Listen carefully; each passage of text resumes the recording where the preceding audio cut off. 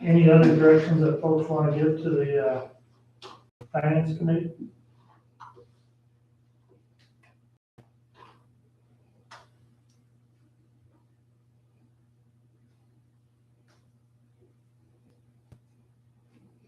And then trying to keep that 20,000 feet. Like, is it pretty, and I know Bob is really good, and I know that you're really good, and our administrators, they try to be so fiscally responsible, but have they gone through everything with a fine tooth comb? Like, we're not buying crayons when there's a whole closet full of crayons, things like that, correct? Need to sell a lot of crayons. Sorry. No, yeah. But I mean, like, Stuff, so she's asking, I think, I'm not gonna, but I think she's asking, in the places we can actually reallocate funds, because you have some funds you can't do. right. And so, have we looked through those? I think that's the question. And are we making sure that lights are off in buildings and that things like that are happening, and you know what I mean, just to save every little penny. Not so far as we're using like sandwich bags like my grandma used to do, but is that's can't come from us, correct? Because we're 20,000 feet and that's day to day, or is that something that we can? The board can make a decision that aims not to reduce the general fund to make this in. So that's what would happen. So an option. So that is an option for the board.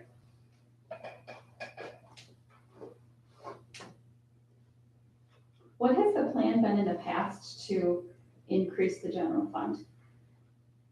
Because I know since before I got on the board, the goal has been 10%, and we haven't reached that. Has there been an action plan? I'm sure there has, I'm just not sure that I saw it or understood it at the time.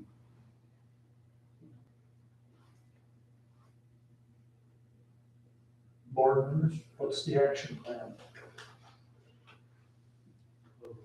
We set a budget every year, and we try to. The budget's tight every year. And familiar, every board member knows responsibility is finance here in the district. Yep. And that's what we govern. We govern finance and we govern policy. Yep. And we have one district employee. And, as a board member, and someone that's been around for, a few years and stuff like that, should be very in tune to where our budget is at. I'm very in tune to where our budget is at. I'm just wondering what the action plan has been, and we haven't been able to say why. Where were we thinking we were gonna be getting the money to make it 10%? If we know what our bills are all the time. Yep, and at the end of every year, there's an audit and hopeful that we're able to slide over just a little bit every time into our general fund. I think we showed at the board meeting, Kent provided that document that said what % of our budget goes where. Yep. And in that document, I think it's a pretty fair look at of the revenues we do receive, where those revenues are being spent. And we saw a lot of similarities to some of the other districts around. Yep. But, we don't get a lot of revenues that a lot of other districts receive, and that's due to compensatory mainly. So I know you talked about other districts and stuff in the area, and, RP terminals and stuff like that. Austin and Albert Lee and those districts and stuff. And looking at what they get per pupil compared to what we get per pupil, it's 50% more per pupil. So on a $23 million budget, if we were to get another $10 million, can you see the difference of what they would do? I can see that. Yeah. That's my not question and everything else is like, why are we as competitive with salaries and stuff like that, running at 50% thinner? Why are those districts paying so much more for the same things that we're talking about now? Great question. Yeah, have that How do we information. know what we're doing? That's exactly, I think what I'm having a problem with, and this isn't our board's fault by any means, is that it's been this way. We know that we get less, and that's not okay. And we are fighting, and Mark is fighting all the time to get it fair and equitable, and which is I do believe it's gonna happen, but we need to have a better plan for when it, since, in the interim, it's not happening. So now we need to figure out, that's our job, to figure out how to make it all work. And are we doing the best we can? Going through some of the bills, Bob was very gracious with his time and sat down with me, and we went through months of bills, line by line, about why is it this dollar amount? What was that payment for specifically? Why was that? I mean, that's what I do at home when, if money's gonna be tight, is I go home and I think, okay, grocery bill, $25 off that per week, gone. Where can we do that? Can we not do that? Like, that's what I You want. make a really good point. Also, I know Bob mentioned that our general fund will be going down over time, like projected to diminish. Obviously, there's a couple ways to do that, right? You either increase class size, Mhm. and that'll free up some money, right? Or you negotiate less. You say, oh, we're gonna, because we're gonna, then these dollars that we receive, these additional dollars, we're gonna negotiate less of those. So the board would have to give a directive at the meeting when we ask for it during negotiations. What is our answer always? Please don't deficit spend. That's what the board comes back and tells finance. If the board wants to come back and say, please, when you finance, when you go negotiate, we want to build that general fund. Because that's additional money we have, right? We've never said that before. We tried to stay up with the surrounding districts and pay with less money. And that hasn't really, so it hasn't been a directive of the board to say, hey, we want you to, negotiate. Not just to make sure we don't deficit spend, but we want to put money in the general fund. And we haven't made that a priority. If this board decides that is a priority next negotiating That cycle, can be our then. priority. No, No, I'm just saying, but you asked Yeah. why we haven't in the past yeah, increased that general fund. Yeah, That's, how did we get 10%? Wasn't there something historical that we based it off of? Policy. well, so, It's board policy to strive for 10%. Who made, so the wasn't there like reason an event so or why is something? that? So the Yeah. question is, why is that? And that is because operating, I think it was 2009, when the state came back and said, hey, we're gonna delay any funding to school districts.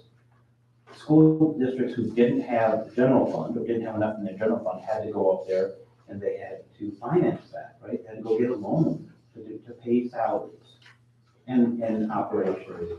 And so so that's why we said, we really want 10%, so we can go a little bit longer if something happens. Or if something happens if we have a number of buses that we have to replace because they don't pass inspection, which we've had in the past, right? And in the past, what we've done, for instance, I'll just give you an example. We had 3 buses one time, if I remember right, that didn't pass inspection. Well, we didn't go out for a new bus. I mean, if we had the general fund, right, and we could have gone out and got new buses. But what did we do? As a board, we made the decision that asking them to go out and get buses that were used, because the leasing companies turn them over much faster, and save some money on that. So those are kind of decisions we make at this level, right? But to have that money in the general fund it's valuable to have 10% of your operating. As the safety net. Yeah. So that's why we strive for, that's why we picked 10%, or it was picked years and years ago. Before I was on the board, it was 10%. We've always strived for that. Now, I think the closest we've gotten is maybe 8. And then we've had stuff come up, we've had roofs, we've had different things that, may have been somewhat unforeseen. And then we always negotiate the way we do. And we're trying to be, right? So, but if the board, if that, again, I don't think we should, I'm not suggesting we go that direction, but if the board says that we'd like to see. do you have that, I'm sorry, I can't find my document that has where you, had us, like with all the districts that showed us this last. Or the This school one. correctly, yeah. So anyhow, that's why we stay at, and when Bob says we're going down, it's because so if we have, let's see, $1 million in there, but our budget continues to go up every negotiation cycle or every year. I remember when we were at like 16 million, well, now we're 20 million, we're still at $1 million, right? So we're not increasing, so Bob's, I put words in his mouth, I don't mean to, but that, so our percentage is going down. Oh, no, I think the number's going down too. Well, when you look at it overall enrollment, right? Right, And yeah, so enrollment drives revenue.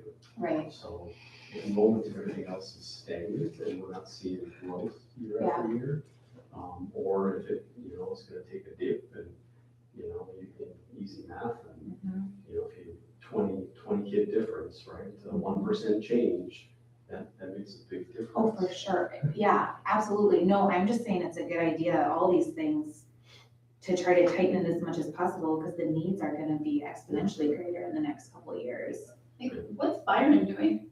Well, they have open enrollment, they get 300 open enrollment from Rochester. So it's a huge benefit, right? 300 times the $7,600 makes a big difference. Pine Island too? I mean, they're 322, we're 328. Are they doing similar? I don't know how.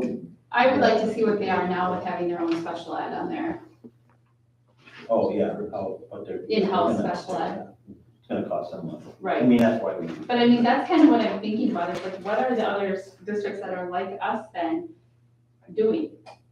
Maybe they're doing something we're not, maybe we're doing something they're not. I just feel like if people, there's gotta be a way to share some of that information or get that information. And Are you asking if they're spending more money on their staff versus what? well, I'm asking how they are doing it What's in the general fund? Because they are spending. with their general fund. And like, what is their general fund? Maybe their general fund is way lower than ours. Mhm. But it would be really interesting to know.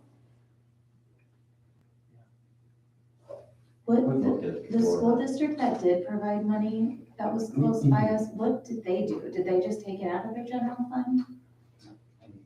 What district was that? There's only one. Over the last couple of years, or well, through COVID and everything, there was ESSER funding, federal funding that came in 3 different groups from the federal government, and all of it was based on essentially kind of a free and reduced lunch or price. And the difference in what districts got was very, very, very different. And, we managed to stay in school, run double bus routes, and we got as the most minimum dollars compared to all the other districts in the state of Minnesota. Versus, other districts that were out for, a very, very extended period of time that probably got, I can't remember the numbers off the top of my head, but it was the difference between like $200 per kid versus thousands of dollars per kid difference.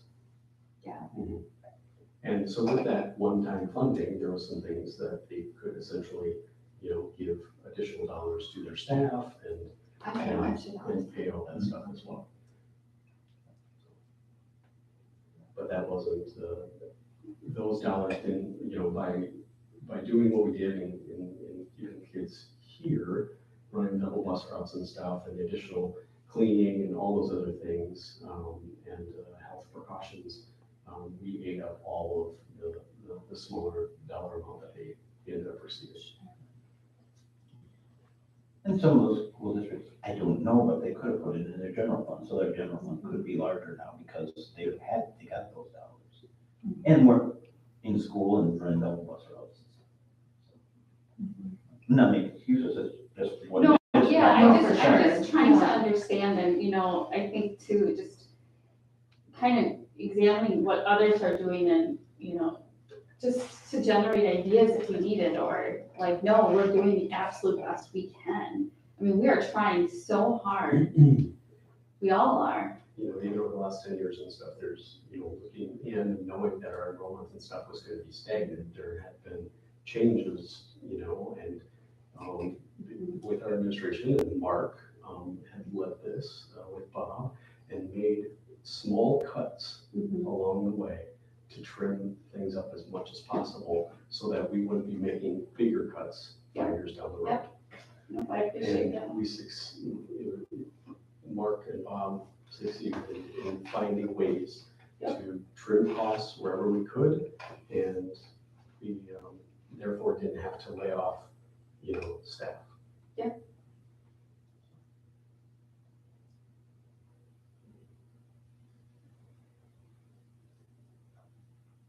Anything else? Any additional direction for the finance? And I'm really only talking sort of to you because we're just listening, trying to.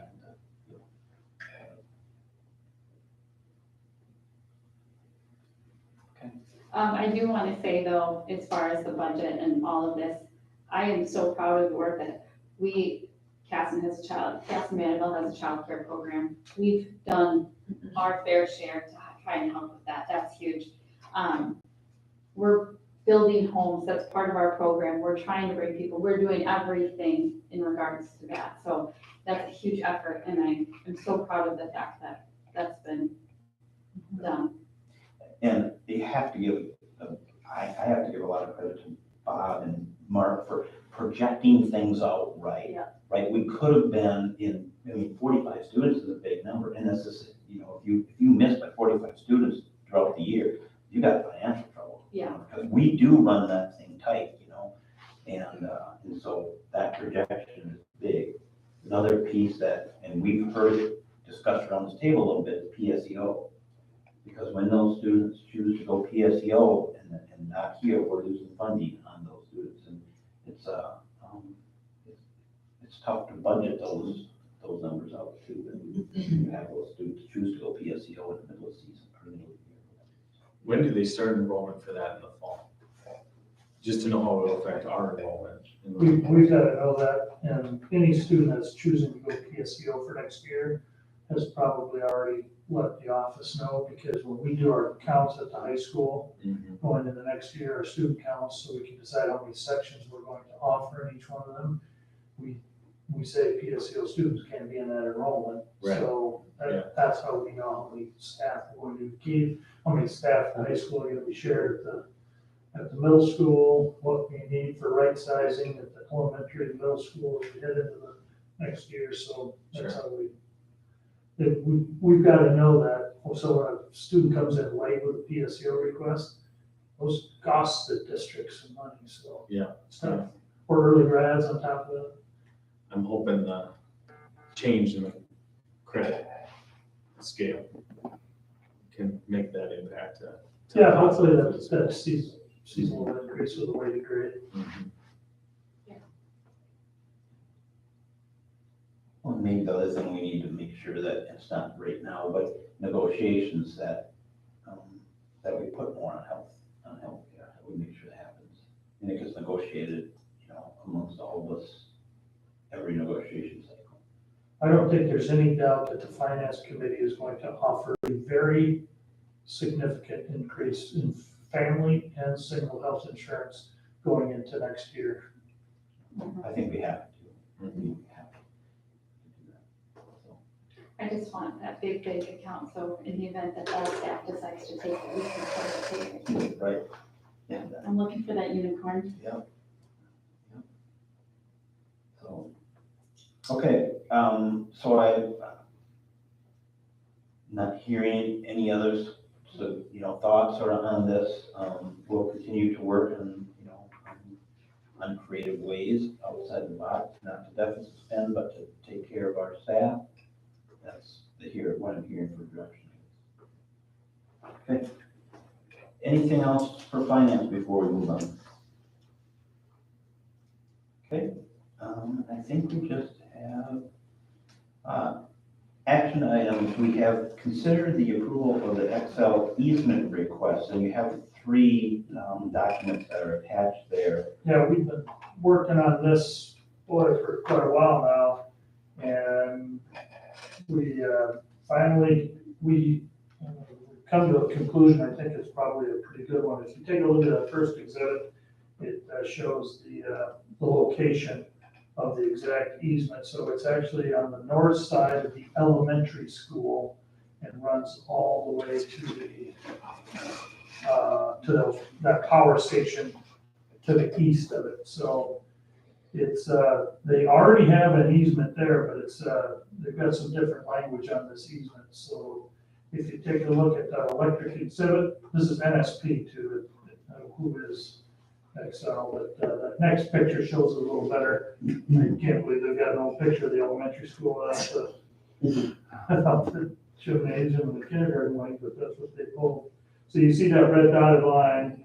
So one of the Kelly Griffiths we use again for legal, and Kelly had some language that he wanted to change in the easement. We got that done. The original offer was $1 for this easement. I think it's just short of $1,000 now that they're paying the school district. And one of his concerns was, this is for an underground buried cable. One of his concerns was that the language in place allowed for a pole to be built that could extend past the easement and onto the school district property. And if anybody saw what happened to the first home west of the intersection on Fifth, that they had to remodel that whole thing because of where that easement was. So I know there were gonna be some set aside, so we know now that if they do put up the any poles after this, which could be 50 years from now, 100 years from now, that they can't extend over onto the school district property, so we got that cleaned up. Other than that, Kelly thought it was pretty clean. The easement that I'd like you to consider is that third document, and it will need to be signed by Kent, but I don't know if there's anything else in that document that I really need to explain. It doesn't affect the parking at all, correct? Well, if the parking lot needs to be fixed, we've got the ability to go over top of the parking. We've got the ability to go around that easement and get it fixed, so. And So we retain rights on everything above, Okay. they just have rights below the soil. Is there a restoration component in there if they tear up our parking lot? It's in there. Okay. In fact, I could probably show you where that's at. Excavate for, construct, install, mark, inspect, operate, repair, alter, replace, all.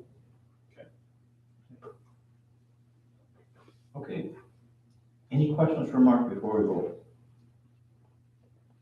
Okay, do we have a motion to approve the easement agreement with, I'm sorry, guys.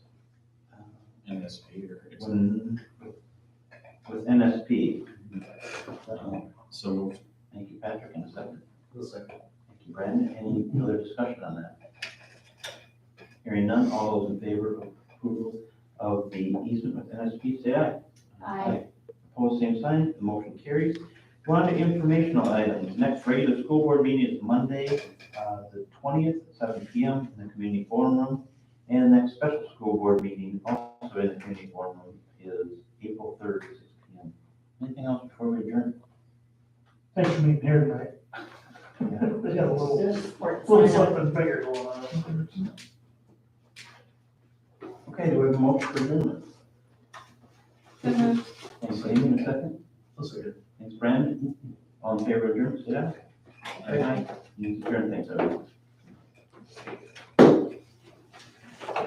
Thanks for your. Carlin, when you come in here,